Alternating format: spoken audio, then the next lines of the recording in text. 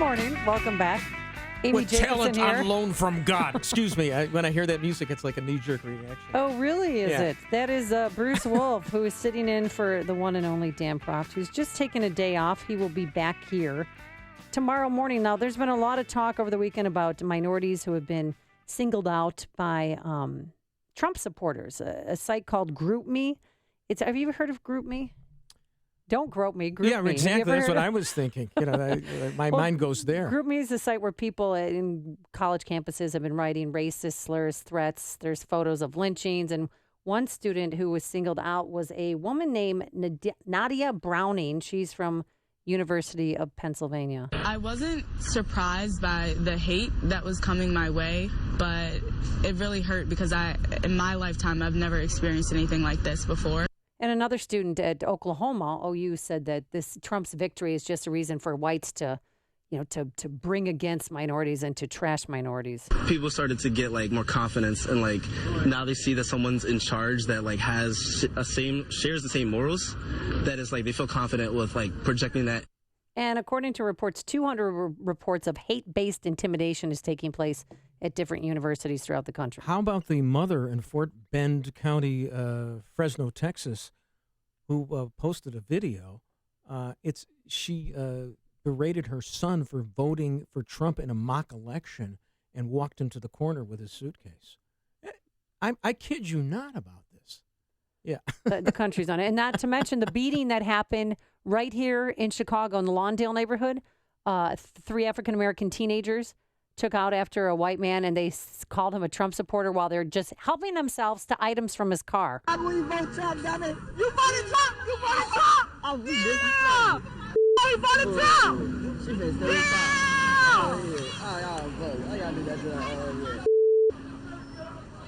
Well, and I was born in the Lawndale neighborhood, by the way. Don't vote Trump! Don't vote Trump! Don't vote Trump! We moved out of there. This country is sickly divided right now. And that man who was dragged then, because then after taking items from his car, then they just took his car.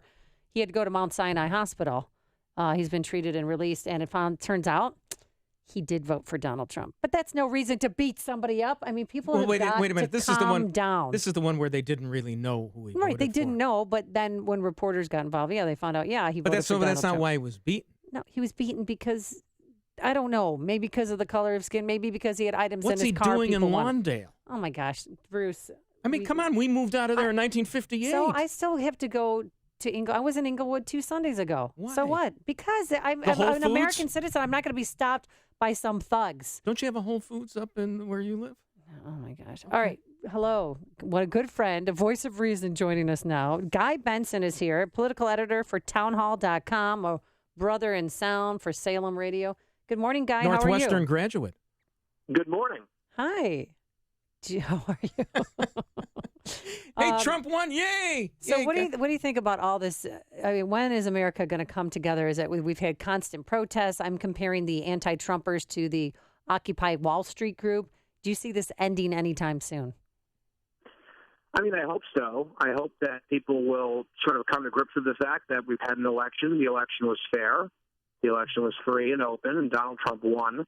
And look, I understand when things don't go your way and you feel very strongly about an election and a candidate, people need some sort of a valve to sort of blow off some steam, which is fine if you are engaged in peaceful protest. But if you're involved with beating or, smashing cars and destroying property, obviously that's a crime. Not okay. I'm hoping that people will sort of take a breath here coming up soon. The holidays are approaching. It might flare up again around the inauguration, but I hope that we're not in a perpetual state of protest, for the next 4 years. That's just exhausting. So Steve Bannon named the chief strategist. Now, we had Ed Morrissey of HotAir.com on a little bit earlier, and he tried to smooth it over a little bit, thinking that Bannon isn't really going to have all that much power, that Reince is going to have more power as the chief of staff. He controls access to... And I think Ivanka is really running the whole show, if you ask me. But, what's your take on Bannon? Well, look, I actually read Ed's column this morning as well, and I would just echo what he had to say about Reince Priebus. I've gotten to know Ryan for a little bit over the last few years here in D.C., and he's someone who, whether you love him or hate him or agree with him or what have you, he knows all the key players very well. He's managed to sort of walk this tightrope of being very loyal to the Republican nominee, which was his job during the Republican primaries, and sort of neutral during the primaries, and then totally loyal to Trump after he won the nomination. But he also has excellent working relationships with some more of the Trump skeptical crowd. He understands how a functioning political party ought to work. So I think that having him as chief of staff at the White House, given his relationship, particularly with Paul Ryan, I think is a positive sign for, a pretty conservative agenda under President Trump, hopefully. In terms of Steve Bannon, look, I don't know him. I know some folks who used to work for him over at Breitbart. Yeah. There's been quite an exodus from Breitbart world from a lot of the original folks when Andrew was still alive. And, if you talk to Ben Shapiro or any number of these folks, Dana Lash, they do not have great things to say about Steve Bannon in terms of his temperament and his personality and his character.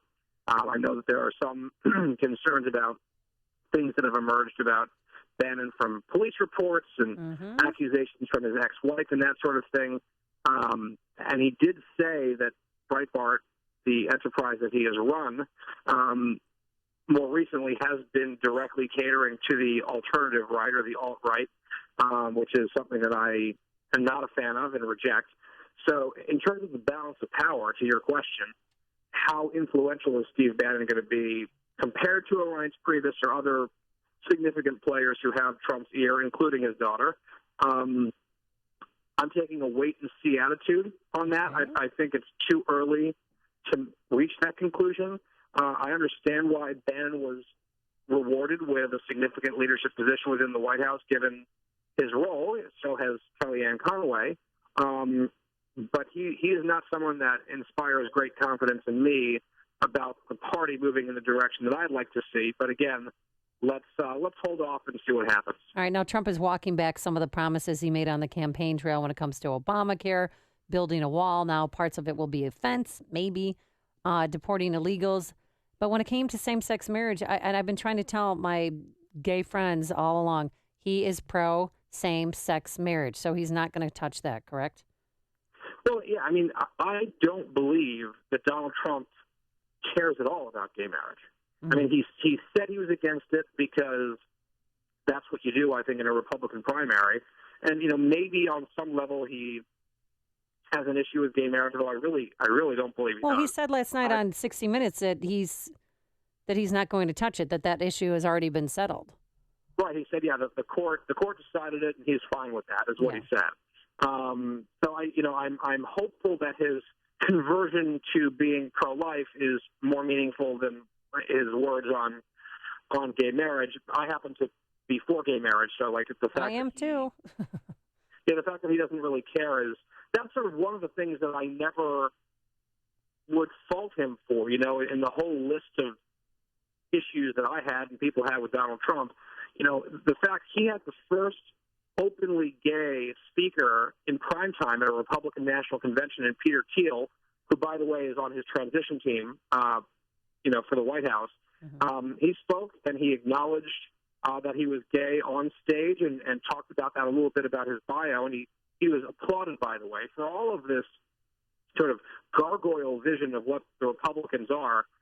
We had an openly gay guy who said that he was proud to be gay and Republican in America, and he got a standing ovation at the Republican National Convention. So I think that Trump is harmless on those issues. I guess, people could argue that he put in Supreme Court justices who might reverse Obergefell or something like that. I really don't think remotely that'll be on the priority radar screen for Donald Trump. All right. Thanks so much, Guy Benson. It's always a pleasure to speak with you, and sorry about your Northwestern Wildcats. Why? We won. Oh, I know. I'm kidding. Yeah, but it's to not go to the Rose Bowl. The whole season, you're not going to the Rose Bowl or any bowl. Did you see my Hawkeyes, by the way? You guys had a nice win over Michigan. That's a big upset. Thank you. All right, Guy Benson, we'll talk to you soon. Take care. All right, take care. And he joined us on our turnkey.pro answer line.